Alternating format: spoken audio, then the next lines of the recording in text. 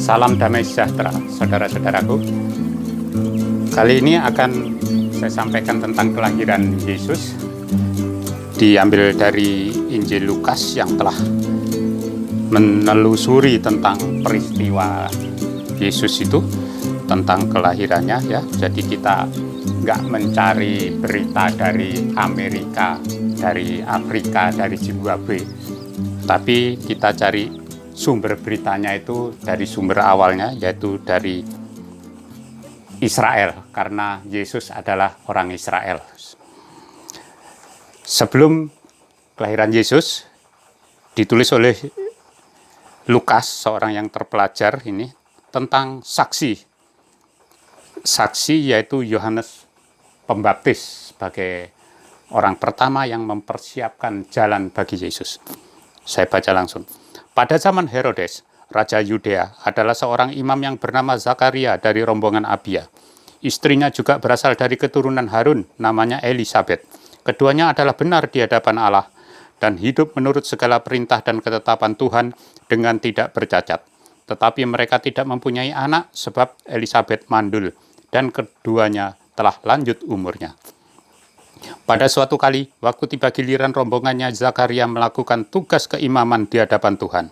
Sebab ketika diundi sebagaimana lazimnya untuk menentukan imam yang bertugas, dialah yang ditunjuk untuk masuk ke dalam bait suci dan membakar ukupan di situ. Sementara itu, seluruh umat berkumpul di luar dan sembahyang. Waktu itu adalah waktu pembakaran ukupan. Maka tampaklah kepada Zakaria seorang malaikat Tuhan berdiri di sebelah kanan mezbah pembakaran ukupan. Melihat hal itu, ia terkejut dan menjadi takut. Tetapi malaikat itu berkata kepadanya, "Jangan takut, hei Zakaria, sebab doamu telah dikabulkan, dan Elisabet istrimu akan melahirkan seorang anak laki-laki bagimu, dan haruslah engkau menamai dia Yohanes. Engkau akan bersukacita dan bergembira, bahkan banyak orang akan bersukacita atas kelahirannya itu, sebab ia akan besar di hadapan Tuhan dan ia tidak akan minum anggur atau minuman keras, dan ia akan penuh dengan Roh Kudus mulai dari rahim ibunya. Ia akan membuat banyak orang Israel berbalik kepada Tuhan mereka, dan ia akan berjalan mendahului Tuhan dalam roh dan kuasa Elia untuk membuat hati bapak-bapak berbalik kepada anak-anaknya dan hati orang-orang durhaka kepada pikiran orang-orang benar, dan dengan demikian menyiapkan bagi Tuhan suatu umat yang layak baginya." Menyiapkan bagi Tuhan umat yang layak. Ya. Jadi nanti si Yohanes atau Yahya yang akan lahir dari Elisabet istri Zakaria ini akan menjadi tanda dan menjadi saksi dari campur tangan Tuhan dalam peristiwa itu. Lalu kata Zakaria kepada malaikat, "Bagaimanakah aku tahu bahwa hal ini akan terjadi? Sebab aku sudah tua dan istriku sudah lanjut umurnya." Jawab malaikat itu kepadanya, "Akulah Gabriel yang melayani Allah, dan aku telah diutus untuk berbicara dengan engkau dan untuk menyampaikan kabar baik ini kepadamu. Sesungguhnya engkau akan menjadi bisu dan tidak dapat berkata-kata sampai kepada hari di mana semuanya ini terjadi, karena engkau tidak percaya akan perkataanku yang akan nyata kebenarannya pada waktunya." Sementara itu orang banyak menanti-nantikan Zakaria. Mereka menjadi heran bahwa ia begitu lama berada dalam bait suci. Ketika ia keluar, ia tak dapat berkata-kata kepada mereka, dan mengertilah mereka bahwa ia telah melihat sesuatu penglihatan di dalam bait suci. Lalu ia memberi isyarat kepada mereka sebab ia tetap bisu. Ketika selesai waktu tugas jabatannya, ia pun pulang ke rumah. Jadi selesai sembahyang di dalam bait suci, dia ketemu Gabriel atau Jibril, kemudian dia bisu. Pemberitahuan tentang kelahiran Yesus. Dan dalam bulan yang ke-6, Allah menyuruh malaikat Gabriel pergi ke sebuah kota di Galilea bernama Nazaret, kepada seorang perawan yang bertunangan dengan seorang bernama Yusuf dari keluarga Daud. Nama perawan itu Maria. Ketika malaikat itu masuk ke rumah Maria, ia berkata, "Salam, hai engkau yang dikaruniai Tuhan menyertai engkau." Maria terkejut mendengar perkataan itu, lalu bertanya di dalam hatinya, "Apakah arti salam itu?" Kata malaikat itu kepadanya, "Jangan takut hai Maria, sebab engkau beroleh kasih karunia di hadapan Allah. Sesungguhnya engkau akan mengandung dan akan melahirkan seorang anak laki-laki, dan hendaklah engkau menamai dia Yesus. Ia akan menjadi besar dan akan disebut Anak Allah yang Maha Tinggi." Saya ulangi ya, ia akan menjadi besar dan akan disebut Anak Allah yang Maha Tinggi. Dan Tuhan Allah akan mengaruniakan kepadanya tahta Daud bapa leluhurnya, dan ia akan menjadi raja atas kaum keturunan Yakub sampai selama-lamanya, dan kerajaannya tidak akan berkesudahan. Raja maksudnya belum tentu berarti raja secara duniawi ya, namun juga bisa raja berarti secara rohani, penguasa alam. Kata Maria kepada malaikat itu, "Bagaimana hal itu mungkin terjadi karena aku belum bersuami?" Jawab malaikat itu kepadanya, "Roh Kudus akan turun atasmu, dan kuasa Allah yang Maha Tinggi akan menaungi engkau. Sebab itu anak yang akan kau lahirkan itu akan disebut Kudus, Anak Allah." Jadi Maria yang masih gadis itu hamil oleh kehendak Tuhan, bukan istri Tuhan, ya. Dan anak dalam kandungan Maria disebut Kudus, Anak Allah, disebut Kudus, Anak Tuhan. Tuhan menjadi manusia, ya. Maria bukan istrinya Tuhan, bukan berhubungan seks dengan Tuhan, ya. Jadi kehendak Tuhan, ada Roh Kudus di dalam diri Maria. Saya lanjutkan. Dan sesungguhnya Elisabet, sanakmu itu, ia pun sedang mengandung seorang anak laki-laki pada hari tuanya, dan inilah bulan yang ke-6 bagi dia, yang disebut mandul itu. Sebab bagi Allah tak ada yang mustahil.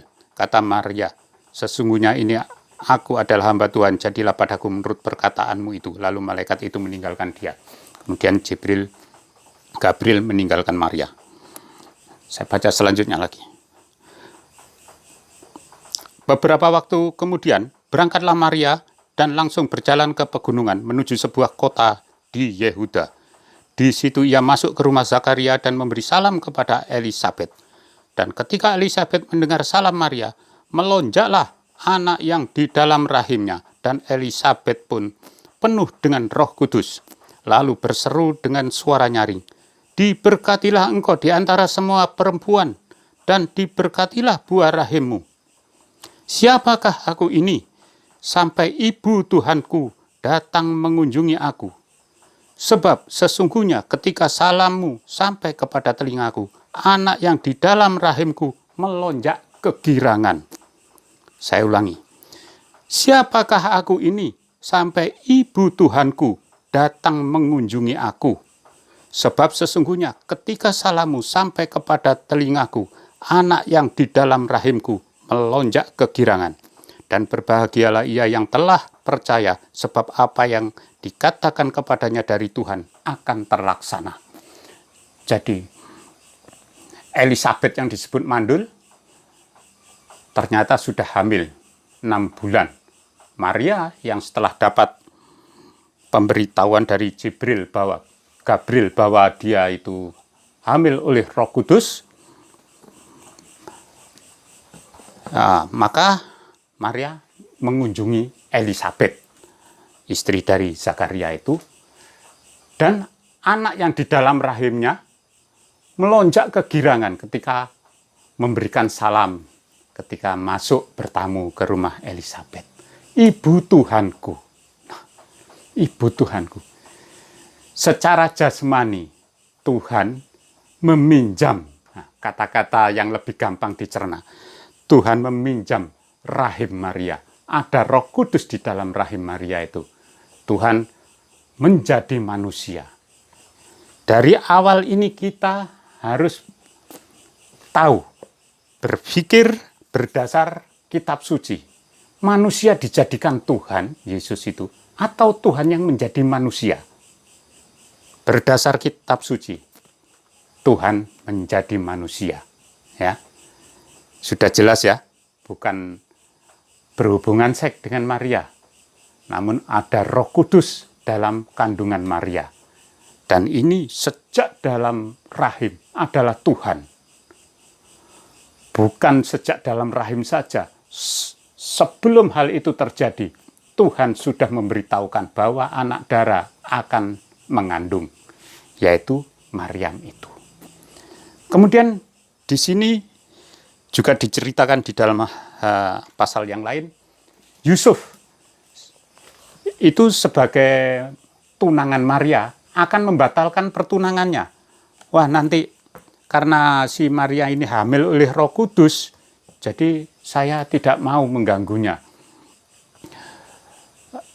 Supaya terjaga kekudusannya. Namun oleh malaikat didatangi, diberitahu bahwa tetaplah dengan Maria, atau Maryam itu ya, untuk bersama dengan Maria. Nah, kenapa bersuamikan Yusuf, tapi tanpa hubungan seks ya? Dalam kandungan itu ada Roh Kudus. Kenapa ada Yusuf yang sebagai tunangan atau sebagai suaminya itu?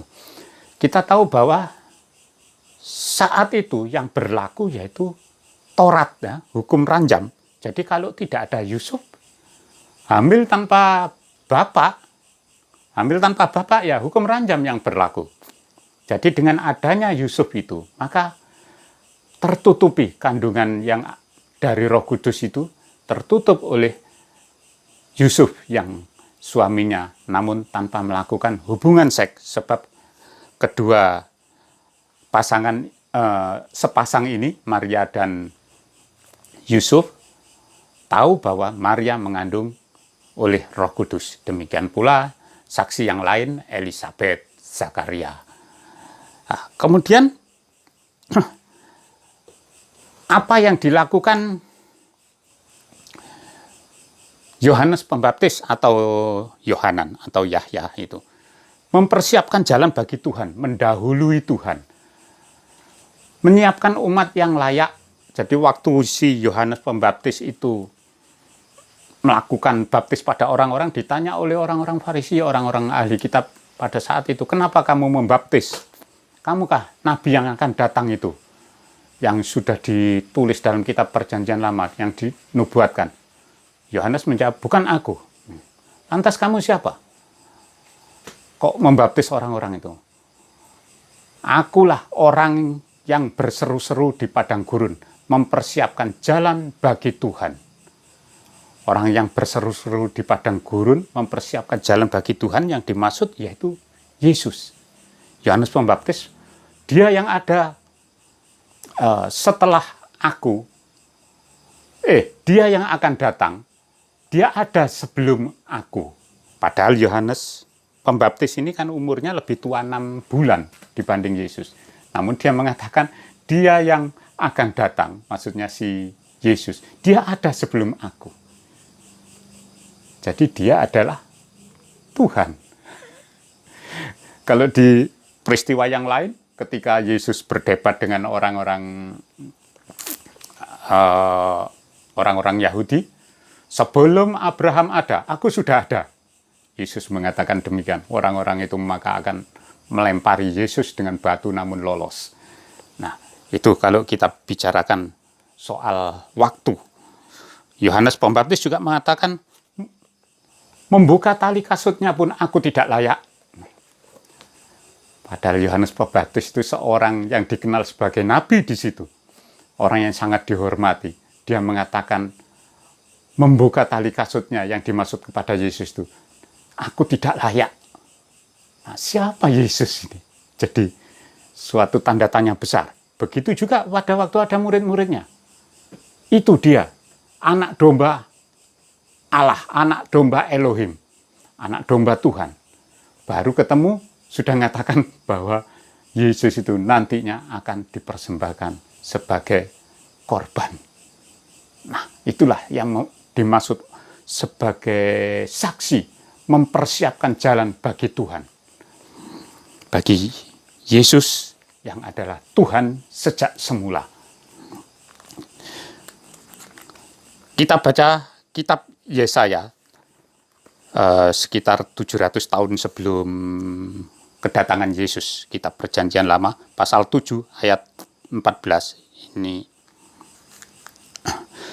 Sebab itu Tuhan sendirilah yang akan memberikan kepadamu suatu pertanda. Sesungguhnya seorang perempuan muda mengandung dan akan melahirkan seorang anak laki-laki dan ia akan menamakan dia Immanuel. Nah, inilah nubuat tentang Maria yang akan mengandung tanpa tanpa hubungan seks dengan suaminya, maksudnya ya. Jadi oleh kehendak Tuhan Maria itu mengandung. Kemudian kita lanjutkan dengan Yesaya pasal 9 ayat 5. Sebab seorang anak telah lahir untuk kita, seorang putra telah diberikan untuk kita. Lambang pemerintahan ada di atas bahunya dan namanya disebutkan orang Penasehat Ajaib, Allah yang perkasa, Bapa yang kekal, Raja Damai. Siapa ini? Yesus ya, memberikan pengajaran dengan kata-kata yang sangat mendalam. Kebenaran, kasih, dan sungguh luar biasa pengajarannya ya, mengajarkan pengampunan dan penuh hikmat kata-katanya. Maha tahu atas segala sesuatu, maha kuasa atas segala sesuatu ada pada diri Yesus. Kita lanjutkan lagi. Oh ya, tadi dikatakan penasehat yang ajaib,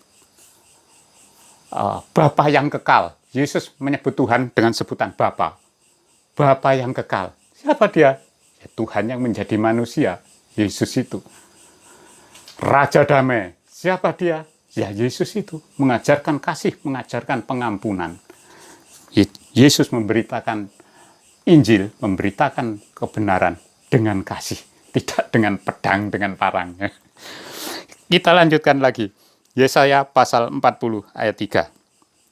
Ada suara yang berseru-seru. Persiapkanlah di padang gurun jalan untuk Tuhan. Luruskanlah di padang belantara jalan raya bagi Tuhan kita. Ditujukan pada siapa ini? Pada Yohanes Pembaptis, ya, pada saksinya Yesus itu. 700 tahun sebelum Masehi oleh kitab Yesaya ini sudah tertulis nubuat tentang hal itu akan terjadi dengan sangat jelas, ya. Yohanes Pembaptis, akulah orang yang berseru-seru di padang gurun, persiapkanlah jalan bagi Tuhan. Itulah aku yang ditulis dalam kitab Yesaya. Nah, itu saudara-saudara, peristiwa ini sungguh peristiwa yang luar biasa. Dan saya perlu tambahkan juga lagi, karena tadi sudah diberitahukan ya, bahwa sejak dalam kandungan adalah Tuhan yang ada dalam kandungan Maria adalah Roh Kudus, kesaksian kitab suci, berdasar kitab suci, bukan berdasar reka-reka ya. Disaksikan Nabi Yesaya, kemudian sama tadi para rasul ya. Kemudian kenapa dinamakan Yesus? Karena dia akan menyelamatkan umatnya, maka kamu harus memberikan nama Yesus. Jangan cari ide sendiri ngasih nama. Malaikat Gabriel yang memerintahkan atas perintah Tuhan harus diberi nama Yesus sebab dia akan menyelamatkan umatnya. Di Israel banyak nama Yesayahu. Kitab yang saya baca tadi Yesaya, Yesayahu, Yeremia, Zakaria. Nah, banyak huruf Y di situ ya. Huruf Y ini Yesaya. Ini Yesaya ya. Yesaya misalnya Yesaya, Yeremia, Zakaria. Kenapa banyak ya atau Y depan ini, kadang di belakang? Kenapa banyak ini? Karena menunjuk pada nama Tuhan bangsa Israel yang tidak boleh disebut sembarangan. Inilah namanya. Dia harus kasih nama Yesus. Yesus sudah Indonesia. Dari ini Yesus dari bahasa Yunani, ya, tidak ada huruf Y-nya. Saya terangkan nanti yang akan datang, ya, yang akan datang saya terangkan, meskipun tidak ada huruf Y. Namun kenapa ada huruf Y? Kalau kita mau saklek, ya, kitab suci harus murni, harus asli, tidak boleh dirubah-rubah. Kalau dirubah-rubah itu sudah, wah, nanti bisa merambat kemana-mana, bisa palsu dan lain-lain, ya. Kalau memang harus asli, harus murni, harus ada huruf Y, ya. Jadi kalau misalnya ini, Yesus itu orang apa? Orang Yahudi, orang Israel. Israel itu dari kata Yakub itu, ya. Dari keturunan Yehuda, Yahudi. Jadi namanya Yesua. Apa Yesua? Ini nama Yesua. Saya tulis di sini. Yesua. Yesua. Namanya Yesua, maksudnya Y ini ke sini, ya. Yahweh menyelamatkan.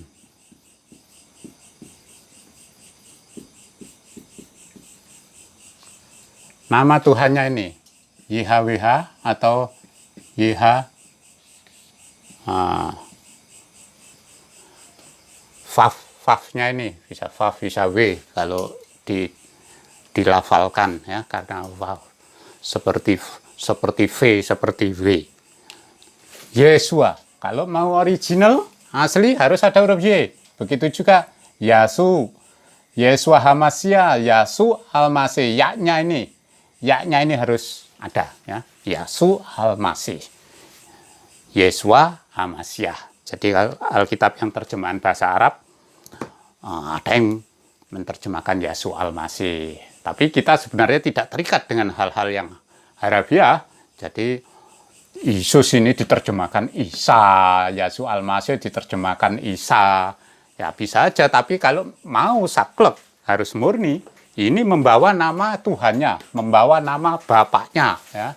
Nah, itu saudara-saudara. Nah, supaya kita nanti tahu, jangan mujizat-mujizat yang dilakukan Yesus, oh itu dari Tuhan saya, Yesus itu manusia saja, dia beri mujizat oleh Tuhan saya.